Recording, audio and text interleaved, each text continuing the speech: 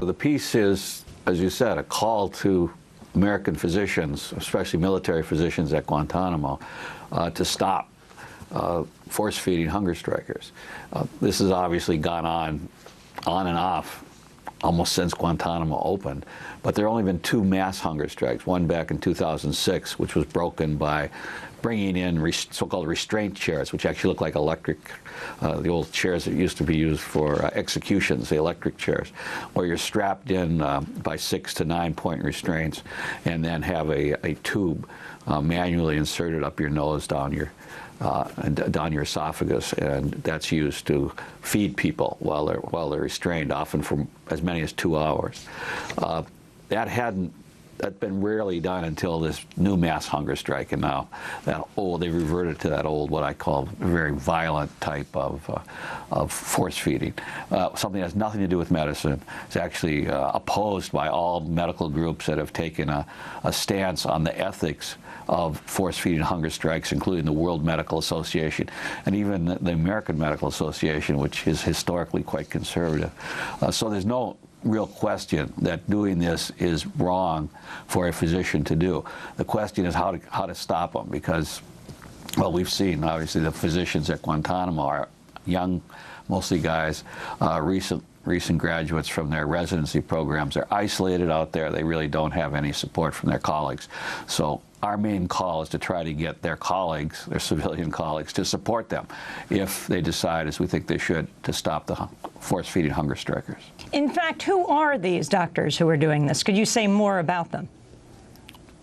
Well, we don't. I mean, one of the things at Guantánamo is the entire base is basically on permanent lockdown. It's very difficult to get there.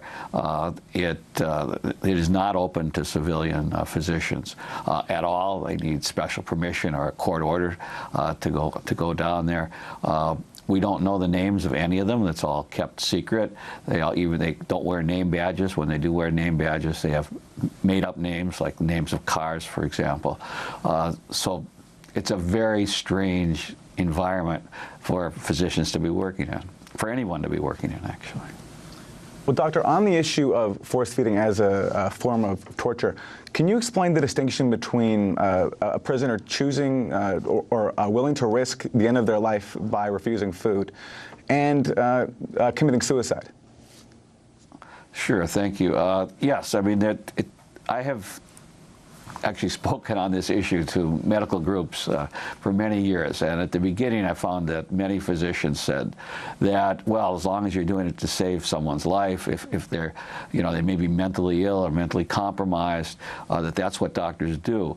And so the first thing to know about hunger strikers is we're talking about competent hunger strikers, people who know what they're doing, know the risks and benefits of what they're doing, and are protesting their conditions. We're not talking about someone who's, again, mentally ill, anorexia, or other conditions. Secondly, there's a long history of hunger strikers in the United States and in the world. It's essentially the only thing that a prisoner can do, effective thing to protest their conditions. And the reason that the U.S. government, other governments, have come down so hard on hunger strikers is that it's very effective. It really scares the prisoner, the people who are holding the prisoners. They don't want, as President Obama said himself at a news conference 2 months ago, I don't want them to die. It's not that they want to die. They don't want to die. They'd be thrilled if they got the issues that they want. If they were released, for example, or at least got a hearing or got charges. That's really all they're asking for. And they're not asking for death, but they're willing to risk death to make their point. So they're not suicidal. Even the U.S. military has stopped saying that the hunger strikers are suicidal. They admit they're not. They say they're not going to let them die. But that's because, again, hunger striking is so effective, because people identify with that. We know what it is not to eat. None of us have not eaten for as long as the hunger strikers have eaten, but it's a very effective way to show how serious you are about your issues. I want to turn to former Guantánamo prisoner Sami al-Haj, the only journalist held at the prison. He was held for more than 6 years without charge. In January 2007, he began a hunger strike there that lasted 438 days until his release on May 2008. I spoke to him in December in Doha, Qatar, where he works for Al Jazeera. He talked about being violently force-fed during the hunger strike. They doesn't bring small to big. They bring a tube that's too big to put up your nose and down into your stomach. When they take it by force. So they jerk it out of your nose. Yes, some blood coming. Yes, and many times they didn't cleaning the tube. What they feed the other guys, they come and same thing, they give it to you. They use the tube that they used in the person they have seated next to you, yes. And then they put it into you, yes. Without cleaning it. Without cleaning, you see the blood and everything. You see the inside, blood. Yes. Did you say when they would take the tube of a man next to you and put it into you, shove it down through your nose into your stomach? Would you say something? Did you ask why they are doing this? Yes, they told us, we want you to break your hunger strike. They tell us directly like that. They asked us to break our hunger strike. They said, we never deal with you as a detainees until you break your hunger strike.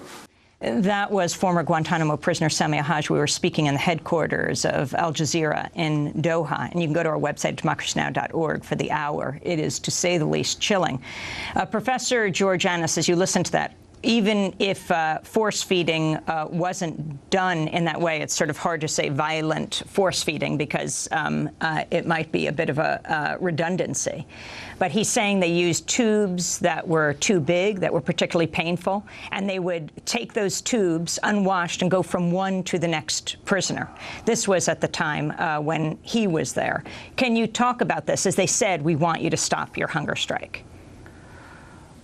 Well, the purpose of using the restraint chairs is to try to break the hunger strike. But both of those techniques that he talked about, using tubes that are too big and reusing tubes that were used on another prisoner, are specifically against protocol there. They're against policy. It certainly could have been done, but it was not policy. It is policy to use the small tubes and never to reuse tubes. But again, it's certainly plausible that happened to him. Using the restraint chairs and force to force feed a competent hunger striker has been called by, like, the World Medical Association, cruel, inhuman, and degrading treatment, and it certainly is not. Using it the way that was just described, it is akin to torture. We don't make the argument that it's torture. We don't think you have to make that argument. And it's a violation of the Geneva Conventions to treat prisoners in a cruel, inhuman, and degrading manner. And virtually everybody agrees, with the exception of the Department of Defense, that what's going on at Guantánamo to force feed the hunger strikers is cruel, inhuman, and degrading.